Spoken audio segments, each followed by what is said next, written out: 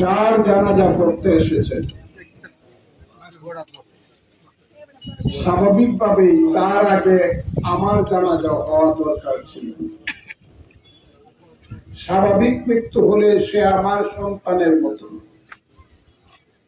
রাত্র 3টায় ফোন করলে বলতো কাকু, মানে কাকু মানে তার জীবন, ফজলুর রহমান হলো তার জীবন।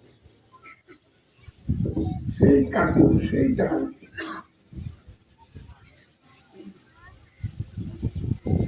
তার বাবা বিখ্যাত মানুষ,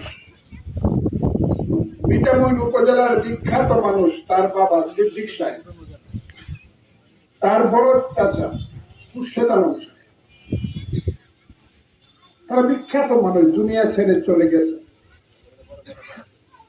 মৃত্যুর আগে সিদ্দিক ভাই সাহেব আমাকে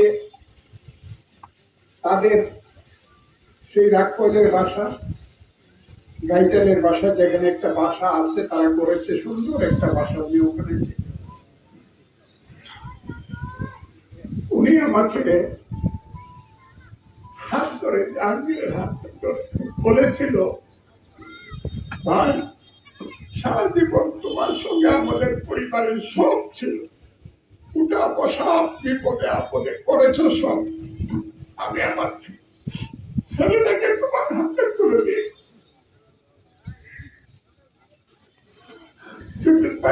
আমি আমার ওয়াদা রক্ষা করতে পারি নাই, আপনি আমাকে মাফ করবেন।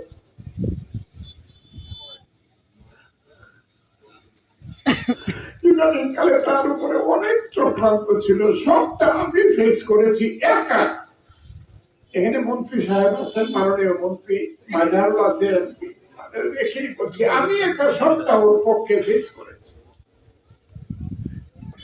সে জাহাঙ্গীরকে যখন হঠাৎ করে দেখলাম বিনা কারণে দল থেকে ভুল ইনফরমেশনের ভিত্তিতে পরিষ্কার করে দেওয়া,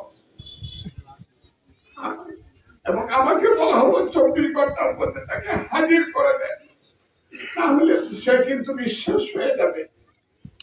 আমি ওকে বললাম, বাবা তুমি হাজির। তাকে ডিটেনশন দেওয়া হলো, যে ডিটেনশনে কোনো কারণেই 3 মাসের কমে ছাড়া পাওয়ার কথা।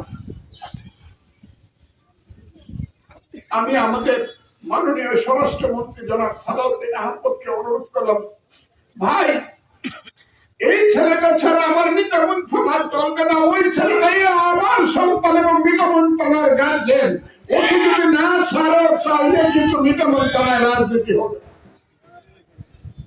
সঙ্গে সঙ্গে মাননীয় প্রধানমন্ত্রীর সঙ্গে কথা বলবো, কে বলেছে, বলেছে ফজলু ভাই, ফজলু ভাই বলেছে 1 মাসের মধ্যে ছেড়ে দাও। এরপরে আমার এখন মনে ও আরো 6 মাস জেলে থাকতে ভালো হইতো, অন্তত তাকে এইরকম নিষ্ঠুর অবস্থায় বসতে হতো। মিঠামইনের মানুষ, অষ্টগ্রামের মানুষ এই দেশে এই ধরনের ঘটনার কোনদিন ঘটে নাই। হায়ার করে ঢাকার থেকে সন্ত্রাসী এনে একটা লোককে হত্যা করা হবে, এই যে এই দেশে ঘটনায় জাহাঙ্গীরের মতো লোককে হত্যা করা, আমি পারাবো না। তবে যদি আমি আরো কিছুদিন বেঁচে থাকি, আমার দল যদি রাষ্ট্র ক্ষমতায় থাকে, যেটা মিনিমাম 5 বছর থাকার পর, একটা কথা অষ্টগ্রামের মানুষকে আমি দিয়ে যাচ্ছি, আমাদের সন্তান, আমাদের বীর নেতা জাহিদুল আলম জাহাঙ্গীরের স্মৃতি রক্ষার জন্য আমরা সবকিছু করবো, আপনাদেরকে সবকিছু করবো, মরেও যাতে অমর হয় জাহাঙ্গীর, সেই কাজটা আমরা করব। আরেকটা কথা আমি হলাম বাংলাদেশের একজন আইনজীবী, সুপ্রিম কোর্টে আজকে 42 বছর যাবত, যেহেতু ডাইরেক্টলি প্রত্যক্ষ ভাবে হাতে নাতে খুনিরা ধরা পড়েছে, নিশ্চিত থাকুন আপনারা, আমি সমস্ত গোয়েন্দা সংস্থা, পুলিশ সহ বাংলাদেশের ইন্টেলিজেন্স ব্রাঞ্চ সবকে অনুরোধ করব, সর্বোচ্চ শক্তি দিয়ে এই জাহাঙ্গীরের হত্যার পিছনে কারা আছে সেটা আপনাদেরকে অবশ্যই বাইর করতে হবে। সেটা শক্তিশালী দেখার ব্যাপার আমার কাছে নাই।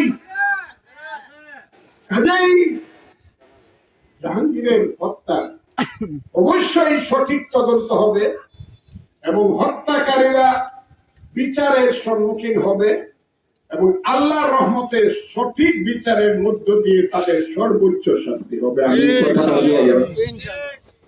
আরেকটা মেয়ে আছে, আমি ওকে বলে এসেছি আল্লাহ তোরে দেখবে, আল্লাহ তোরে দেখবে। অস্ট্রেলিয়ায় থাকে, এরা কিন্তু অসহায় পরিবার না। এখনো 4টে ভাই জীবিত আছে, জাহাঙ্গীরের 4টে ভাই এখনো জীবিত। অসহায় পরিবার না, মিঠামণির এস্টাবলিশ প্রতিষ্ঠিত পরিবার। তাদের গায়ে প্রকাশ্যে হাত দেবে মিঠামণি এমন কোন পাপের বেটা জন্ম